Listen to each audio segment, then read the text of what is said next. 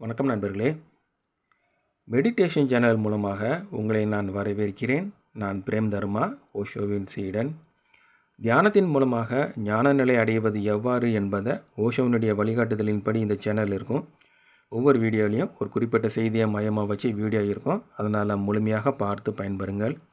இன்றைக்கி நம்ம பார்க்கக்கூடிய வீடியோ ஓஷோவினுடைய சொற்பொழிவில் இடம்பெற்ற தியானத்தை பற்றி அடிப்படையான செய்தியை தான் நம்ம பார்க்குறோம்.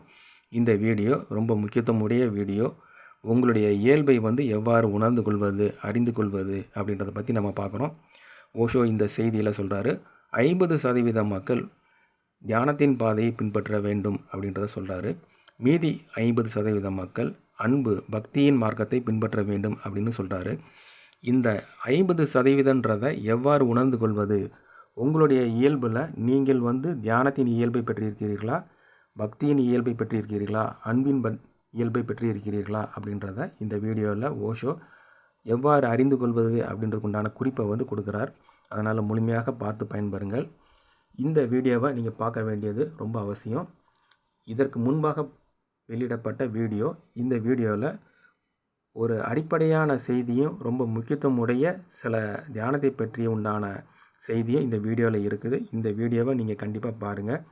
ஏன்னா தியானத்தின் பாதையில் செல்லக்கூடியவர்களுக்கு சில முக்கியமான குறிப்புகள், சில எந்தெந்த இடத்துல பிரச்சனைகள் வரும் அப்படின்றத பற்றி இந்த வீடியோவில் உங்களுக்கு நான் சொல்லியிருக்கிறேன். அதை நீங்கள் இனிமேல் வரக்கூடிய நாட்களில் வெளியிடப்படும். அதனால் அந்த முக்கியத்துவம் என்னன்றதை நீங்கள் அறிந்து கொள்வதற்கு இந்த வீடியோவை நீங்கள் பார்க்க வேண்டியது அவசியம். முதல்ல இந்த சேனலுடைய தொடர்பு சேனலை சொல்லிவிட்டு ஓஷோவினுடைய செய்தியை நம்ம பார்ப்போம். ஓஷோ மெசேஜஸ் தமிழ், தியானம், பக்தி, குரு சீடன் இந்த சேனல் இருக்குது. உங்களுக்கு பிடித்தமான சேனல்லாம் ஃபாலோ பண்ணுங்கள். இதற்குண்டான லிங்க் கீழே இருக்குது, செக் பண்ணி பாருங்கள். இப்பொழுது ஓஷோனுடைய வழிகாட்டுதலை நம்ம கேட்போம். புத்த மதம் தியானத்தின் பாதையாக உள்ளது. ஜென் தியானத்தின் பாதையாக உள்ளது. சுஃபியிசம் அன்பின் பாதையாக உள்ளது. இந்த இடத்துல நல்லா புரிஞ்சுக்கங்க. ஜென் அப்படின்றதும் சுஃபியிசம் அப்படின்றதும் 2 பாதைகளாக இருக்கிறது அப்படின்றத பாருங்கள். சுஃபியிசம் என்பது அன்பாக இருக்கிறது. அவரை அடைவதற்கு, கடவுளை அடைவதற்கு 2 வழிகள் மட்டுமே உள்ளது. ஒன்று தியானத்தின் மூலம் அல்லது அன்பின் மூலம். ஆனால் அவை இரண்டும் உச்சியில் சந்திக்கின்றன. சிகரத்தில் அவை இரண்டும் ஒன்றாகி விடுகின்றன. நீங்கள் இதில் ஒன்றை அடைந்து விட்டால் அதன் பகுதியாக வெறுமனே அடுத்ததும் உங்களால் அடையப்படுகிறது.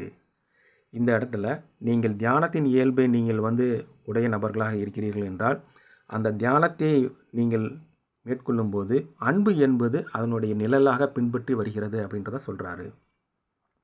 எவ்வளவு தூரம் வலியுறுத்தி இருக்கிறீர்கள் என்பதுதான் கேள்வியாகும். நீங்கள் தியானம் செய்வர் ஆகிவிட்டால் நீங்கள் ஆச்சரியப்படுவீர்கள். தியானத்திற்கு பிறகு தானாகவே அன்பு வருகிறது. இந்த இடத்துல ஓஷோ ஒரு உரைக்கல்லை கொடுக்குறார் தியானம் செய்யக்கூடிய நபருக்கு. நீங்கள் தியானம் செய்பவர் ஆகிவிட்டால் நீங்கள் ஆச்சரியப்படுவீர்கள். தியானத்திற்கு பிறகு தானாகவே அன்பு வருகிறது. இந்த இடத்துல புத்தருடைய வார்த்தையில் கருணை அப்படின்னு சொல்லுவார். ஓஷோ இந்த இடத்துல அன்பு அப்படின்னு சொல்கிறாரு. உங்களுடைய தியானத்தின் அனுபவத்தில் தியானத்தின் நிகழ்வில் அன்பு என்பது வெளியிடப்பட்டதா, அன்பு என்பது மலர்ந்தது போன்ற ஒரு உணர்வை அடைந்தீர்களான்றதை பாருங்கள். ஓஷோ இந்த இடத்துல அதை ஒரு உரைக்கல்லாக நீங்கள் எடுத்துக்கொள்ள வேண்டும் என்று கூறுகிறார். அதே போன்று நீங்கள் அன்பு செலுத்தினால் பாருங்கள், மீதி 50% மக்கள் அன்பு செலுத்துவாங்க. அதாவது பக்தியின் பாதையில் பின்பற்றுவார்கள். அவர்களுக்கு இந்த இடத்துல சொல்கிறார் பாருங்கள். அதே போன்று நீங்கள் அன்பு செலுத்தினால் நீங்கள் மீண்டும் ஆச்சரியப்படுவீர்கள். அதன் ஒரு நிழல் போல அதற்கு பின்னால் தியானம் வருகிறது. இந்த இடத்துல என்னை பற்றி ஒரு விஷயத்தை உங்களுக்கு நான் சொல்கிறேன்.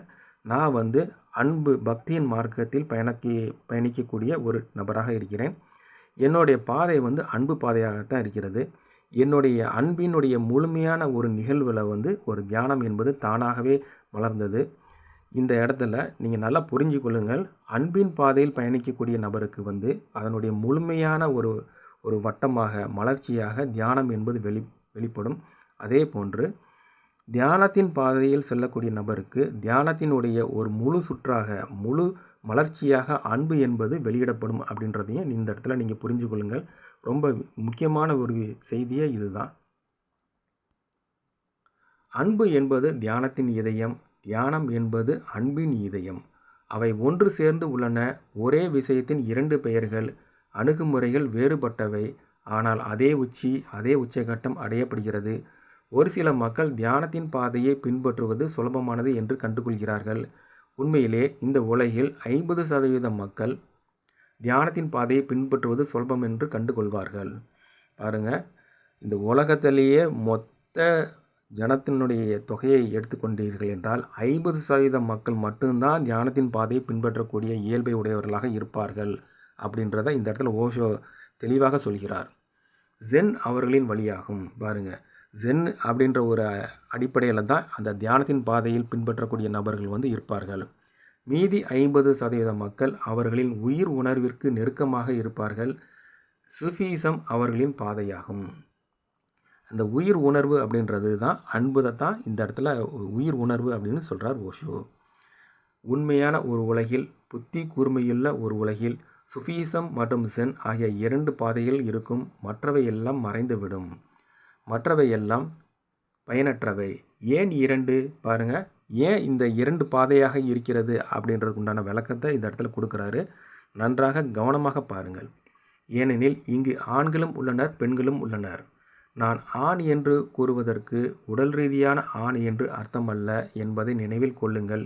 ஏனெனில் மனதளவில் ஆண்களாக இருக்கின்ற பெண்களும் கூட இங்கு உள்ளனர். மனதளவில் பெண்களான ஆண்களும் கூட இங்கு உள்ளனர். நான் ஆண் பெண் என்று அர்த்தம் கொள்ளுவது மனதளவில் உள்ளவர்களை பற்றியதாகும். பாருங்கள், இந்த இயல்பு அப்படின்னு சொல்கிறது மனதளவில் நீங்கள் எந்த வகையாக இருக்கிறீர்கள், பெண்மையின் இயல்பை உடையவர்களாக இருக்கிறீர்களா, ஆண்மையின் இயல்பை உடையவர்களாக இருக்கிறீர்களா அப்படின்றத தான் சொல்கிறாரு. எந்த ஒரு பெண்ணையும் விடவும் அதிக அன்பு செலுத்துகின்ற ஆண்களும் கூட இங்கு உள்ளனர்.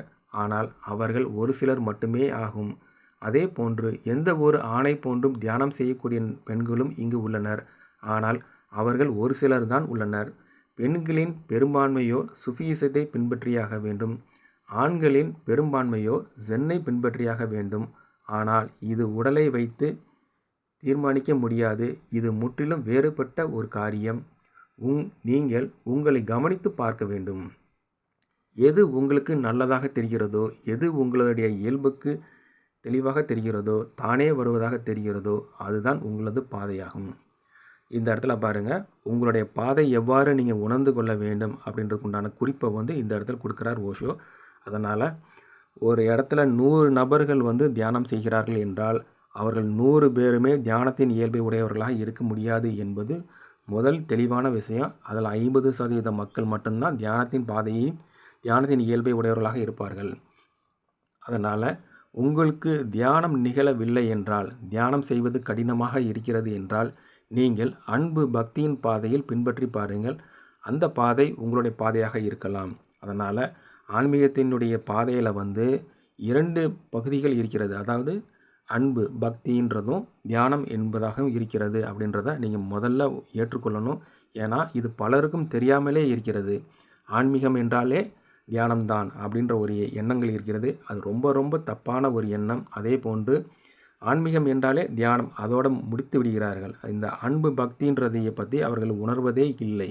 ஏன்னா இந்த இடத்துல ஓஷோ அவர்கள் தெளிவாக கூறுகிறார், 50% மக்கள் மட்டும்தான் தியானத்தின் இயல்பை உடையவர்களாக இருப்பார்கள்.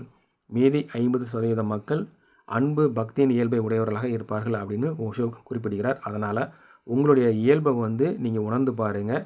நீங்கள் கண்டிப்பாக தியானத்தின் இயல்பை தான் உடையவர்களாக இருக்க வேண்டும் என்று எந்த அவசியமும் இல்லை.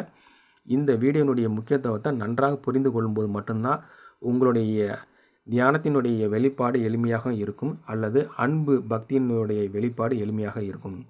இது போன்ற நல்ல செய்திகளுக்காக ஓஷோவினுடைய தொடர்பில் உங்களை இணைத்துக் கொள்ளுங்கள். இதுவரை கேட்டுக்கொண்டிருந்த நண்பர்கள் அனைவருக்கும் நன்றி, வணக்கம்.